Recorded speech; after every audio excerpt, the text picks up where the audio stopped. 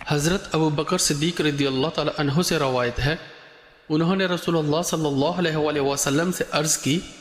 کہ مجھے کوئی دعا سکھائیں جو میں نماز میں مانگا کروں۔ آپ صلی اللہ علیہ وآلہ وسلم نے فرمایا، آپ یوں کہا کریں، اے اللہ،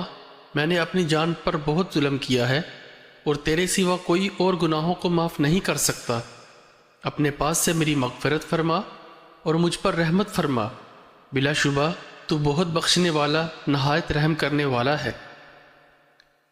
رسول اللہ صلی اللہ علیہ وآلہ وسلم نے فرمایا، بندے اور کفر کے درمیان فرق کرنے والی چیز نماز کا چھوڑ دینا ہے۔ حضرت ابو ہریرہ رضی اللہ تعالی عنہ سے روایت ہے، رسول اللہ صلی اللہ علیہ وآلہ وسلم فرمایا کرتے تھے، اے اللہ، میں 4 چیزوں سے تیری پناہ چاہتا ہوں، اس علم سے جو فائدہ نہ دے، اس دل سے جس میں عاجزی نہ ہو، اس نفس سے جو سیر نہ ہو، اور اس دعا سے جو سنی نہ جائے۔